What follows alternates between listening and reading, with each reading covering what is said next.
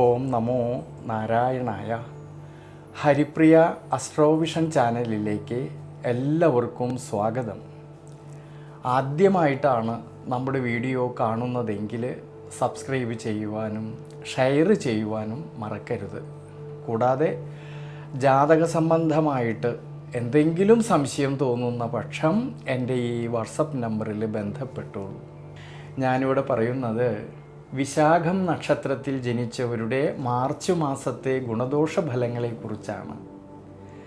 സുഖദുഃഖ സമ്മിശ്രമായിട്ടുള്ള ജീവിതത്തിലൂടെ കടന്നു പോകുന്ന ഈ വിശാഖം നക്ഷത്രക്കാർ അവരുടെ ദൈനംദിന ജീവിതത്തിൽ സ്വയം പരിശ്രമത്തിലൂടെ ഉയർച്ചയിലേക്കും അഭിവൃദ്ധിയിലേക്കും എത്തിച്ചേരുന്നവരാണ്. തുലാം രാശിയിലാണെങ്കിൽ 45 നാഴികയും വൃശ്ചികം രാശിയിൽ 15 നാഴികയും കൂടിച്ചേരുന്ന നക്ഷത്രമാണ് ഈ വിശാഖം നക്ഷത്രം. അതിൽ തുലാം രാശിയിൽ ജനിച്ച വിശാഖം നക്ഷത്രക്കാർക്കാണെങ്കിൽ ഈ മാർച്ച് മാസത്തിൽ വളരെയധികം ശ്രദ്ധയോടുകൂടി ഈശ്വരാനുഗ്രഹത്തോടു കൂടിയിട്ട് മുന്നോട്ട് പോകുന്ന പക്ഷം ധാരാളമായിട്ടുള്ള നേട്ടങ്ങൾക്കും മനസ്സന്തോഷത്തിനുമെല്ലാം സാധ്യത കാണുന്നുണ്ട്. പക്ഷേ ശ്രദ്ധിക്കേണ്ടുന്നതായിട്ടുള്ളൊരു കാര്യം ആരോഗ്യ പരിപാലനത്തിൽ, ജീവിതാനുഷ്ഠാനങ്ങളിൽ ശ്രദ്ധിക്കണം. ഈ ഒരു സമയങ്ങളിൽ ജന്മരാശ്യാധിപനും അഷ്ടമാധിപനുമായിരിക്കുന്നതായ ശുക്രനാണെങ്കിൽ 6ാം ഭാവത്തിൽ ഉച്ചബലത്തോടു കൂടിയിട്ട് സഞ്ചരിക്കുന്ന സമയമാണ്. ഈ സമയത്ത് 6ാം ഭാവത്തിൽ നിൽക്കുന്നതായിട്ടുള്ള ശനീശ്വരൻ്റെ ദൃഷ്ടിയാണെങ്കിലും ഈ 12ാം ഭാവമായിട്ടുള്ള ദുരിതസ്ഥാനത്തേക്ക് വരുന്നുണ്ട്. അതുകൊണ്ട് ആരോഗ്യ പരിപാലനത്തിൽ, പ്രത്യേകിച്ച് ജീവിതാനുഷ്ഠാനങ്ങളിൽ, യാത്രകളിൽ, ഡ്രൈവിങ്ങിലെല്ലാം ശ്രദ്ധിക്കണം. ഈ ഒരു മാർച്ച് മാസത്തിൽ കുടുംബത്തിലാണെങ്കിലും കുടുംബ ബന്ധങ്ങളിലാണെങ്കിലും സന്താനഭാവങ്ങളിലും ഭാര്യാഭർത്തൃ ബന്ധങ്ങളിലും എല്ലാം തന്നെ വളരെയധികം ഗുണാനുഭവങ്ങൾക്ക് സാധ്യത കാണുന്നുണ്ട്. ഈ ഒരു സമയങ്ങളിൽ വിദ്യാർത്ഥികൾക്കായാലും വളരെയധികം നേട്ടങ്ങൾക്കും അനുകൂലമായിട്ടുള്ളൊരു സമയമാണ് ഈ മാർച്ച് മാസത്തിൽ. കാരണം വിദ്യാമാതുല കാരകനായിരിക്കുന്ന ഭാഗ്യാധിപനായിരിക്കുന്നതായ ബുധനാണെങ്കിൽ 5ാം ഭാവത്തിൽ നിൽക്കുന്നതും ജ്ഞാനകാരകനായിരിക്കുന്ന സർവേശ്വരകാരകനായിരിക്കുന്ന വ്യാഴമാണെങ്കിൽ ഭാഗ്യസ്ഥാനത്ത് നിന്നുകൊണ്ട് 5ാം ഭാവത്തേക്ക് നോക്കുന്നത് കൊണ്ട് പഠന സംബന്ധമായിട്ട് അഭിവൃദ്ധിക്കും ശ്രേയസ്സിനും മനസ്സന്തോഷത്തിനും എല്ലാം സാധ്യത കാണുന്ന സമയമാണ് ഈ മാർച്ച് മാസത്തിൽ. ഉപരിപഠനം ആഗ്രഹിക്കുന്നവർക്കാണെങ്കിലും അതിനുള്ളതായ അവസരങ്ങൾക്കും അനുകൂല സ്ഥിതി കാണുന്നുണ്ട്.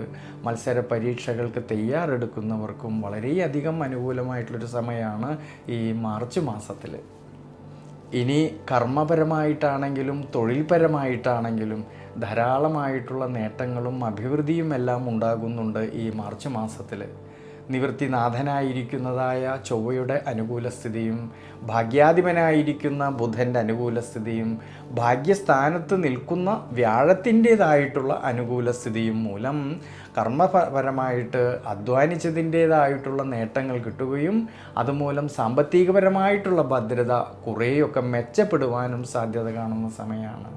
ഈ ഗുണാനുഭവങ്ങളെല്ലാം പറയുന്നുണ്ടെങ്കിലും 6ാം ഭാവത്തിൽ നിൽക്കുന്നതായ ശനീശ്വരൻ്റെ ദൃഷ്ടി 12ാം ഭാവമായിട്ടുള്ള ദുരിതസ്ഥാനത്തേക്ക് വരുന്നതുകൊണ്ടും 5ാം ഭാവത്തിൽ രാഹുവിൻ്റെ സാന്നിധ്യം നിലനിൽക്കുന്നതുകൊണ്ട് ചില സമയങ്ങളിൽ മനസ്സിന് ടെൻഷനും ക്ഷീണാവസ്ഥകളും മറ്റും തോന്നുമെങ്കിലും പ്രതിസന്ധികളിൽ തളരാതെ വളരെയധികം ദീർഘവീക്ഷണത്തോടു കൂടിയിട്ട് ഈശ്വരാനുഗ്രഹത്തോടു കൂടിയിട്ട് മുന്നോട്ട് പോകേണ്ടുന്നതായിട്ടൊരു സമയം കൂടിയാണ് ഈ മാർച്ച് മാസത്തിൽ.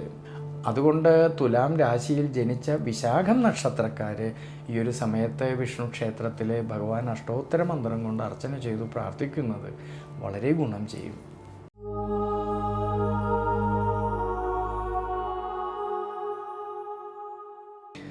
ഇനി വൃശ്ചികം രാശിയിൽ ജനിച്ച വിശാഖം നക്ഷത്രക്കാർക്കാണെങ്കിൽ അഷ്ടമവ്യാഴത്തിൻ്റെ സ്വാധീനശക്തി നിലനിൽക്കുന്നതായിട്ടുള്ള സമയമാണെങ്കിലും ജന്മരാശിയുടെ അധിപനായിരിക്കുന്ന ചൊവ്വയാണെങ്കിൽ 4ാം ഭാവമായിട്ടുള്ള സുഖസ്ഥാനത്ത് നിൽക്കുന്നത് കൊണ്ടും ശയനകളത്രകാരകനായിരിക്കുന്ന ശുക്രനാണെങ്കിൻ്റെ അനുകൂല സ്ഥിതിയും മൂലം ആരോഗ്യസ്ഥിതി പൊതുവെ തൃപ്തികരമായിട്ട് കാണുന്ന സമയമാണ് ഈ മാർച്ച് മാസത്തിൽ.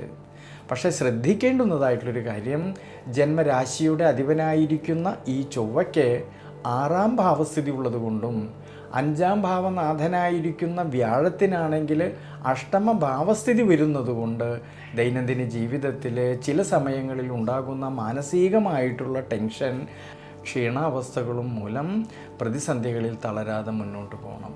എന്നാലോ വിദ്യാർത്ഥികൾക്കാണെങ്കിൽ വളരെ അനുകൂലമായിട്ടുള്ളൊരു സമയമാണ് ഈ മാർച്ച് മാസത്തിൽ. പഠനത്തിൽ നല്ല മികവ് പുലർത്തുവാനും ഉപരിപഠനം ആഗ്രഹിക്കുന്നവർക്കും അതിനുള്ളതായ അവസരങ്ങൾക്കും സാധ്യത കാണുന്നുണ്ട് ഈ ഒരു സമയങ്ങളിൽ.